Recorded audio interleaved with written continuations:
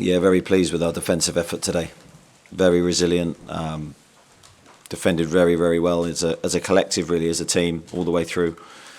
Arsenal are a top team, very good players, very good way of playing, so we knew we had to be at our very best.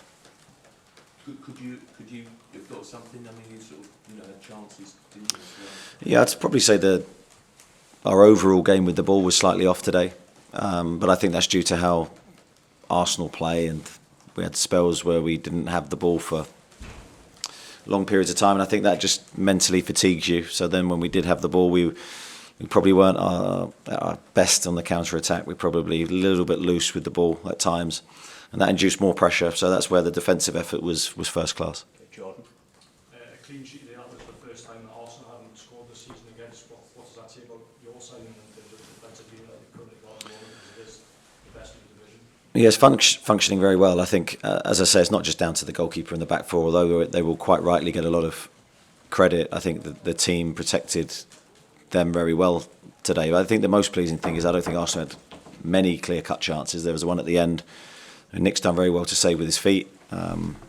So, no, very, very, very pleased. I think, first and foremost, that is the foundation of your team. You have to be able to defend and defend well. We need to try and be consistent with that. And, of course, then look to improve in the areas that we identify. And where does that performance sort of rank during your time at the club? So Arsenal, the league leaders, you've started from scoring. I don't know. I think there's more to come. Certainly from a defensive perspective, I think it'll be right up there. But as a whole, I think we could probably play better. Just towards the end, I think there was an exchange of words between you and Arteta. Was that just sort of raw emotion on your side, given that your side was trying to see out a very good point? Yeah, no issue at all. Mikel's a top manager, top coach. I think he's done an incredible job here, and there was no issues between us. Just in the second row. Hi, Heidi. Hi. What would you say is the most important thing about today's performance? Obviously, you're the first team to take points away from Arsenal at home. What would you say was the most important thing about taking the point? I think our resilience. I think into that second half, it was a long half for us, and I think probably in a year ago, we would have found a way to concede there. And I think it just got a newfound resilience to the team, and I think a lot of that's not just physical but mental as well. We managed to withstand pressure late in the game. The players' fitness levels is very, very high, and just the collective energy is very good at the moment. So I think all those things combined meant we didn't concede.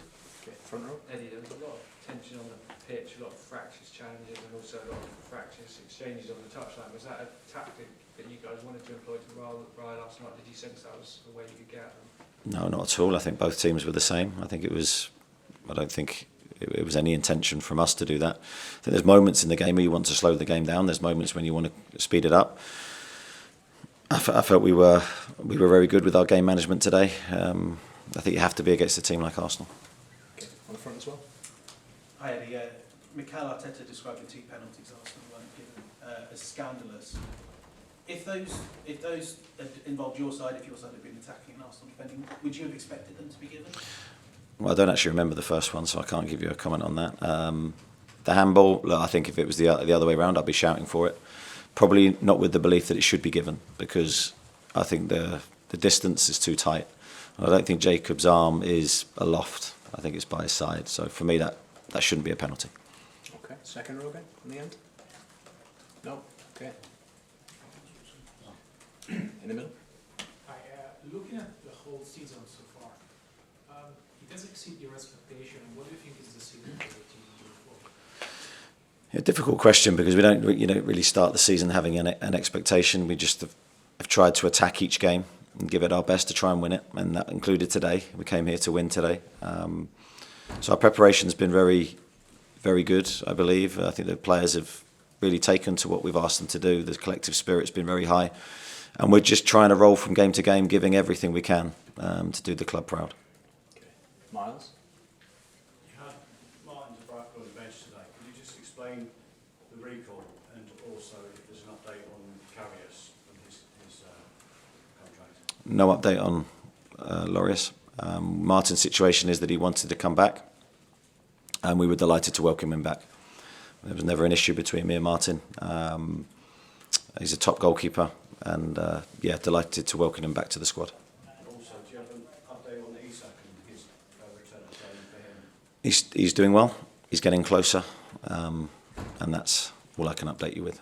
Okay, just down the front row. It's an extraordinary run of your unbeaten games for you guys. Do you go into matches now, even places like this, feeling that you won't lose? I don't think we talk about not losing. I think it's all about winning, and I think our preparation is all about trying to execute a brave game plan to try and take the game to the opposition and to try and win. Now, you can have that intention. Today's game can sometimes change in running, and I thought today we had to change slightly in the second half, and we had to accept our role in the game and then just be very difficult to beat and to try and play on transitions. So although you can have the expectation to really attack and to try and play a certain way, sometimes the game dictates different. Okay, Scott. Eddie, I know you can probably focus on any of the defenders tonight, any of the team's defensive display really, but Dan Burn in particular, the first 5 minutes it looked like Saka could be potentially one of the nights when he was a riot, and yet from that point on, Dan's done really, really well against him. Now, he's obviously a very different type of fullback to Kieran on the opposite side. You made the decision to move him to fullback. I mean, just talk a little bit about what you think he gives you at left back. He gives us so much as a team. Can't speak highly enough of him, firstly, as a lad. And I think tonight sort of typifies that because, as you say, first couple of minutes in the game, he's up against a top opponent. Gave him a couple of problems, but then Dan's experienced enough and wise enough just to adjust his game and to find a solution to that problem. I thought aerially he's very good, obviously. Physically he's very good, but he's a leader and his voice is key to us. I think the back four has just found a way to gel really nicely together. But without the protection of the other players in the team, then it's a lot harder. So it really is a collective effort. And can I just ask, staying with left backs, whether there's any update on that Targett in terms of how bad that is? Because it was a bit up in the air when we last. Yeah, I think he's going to be out for a number of weeks.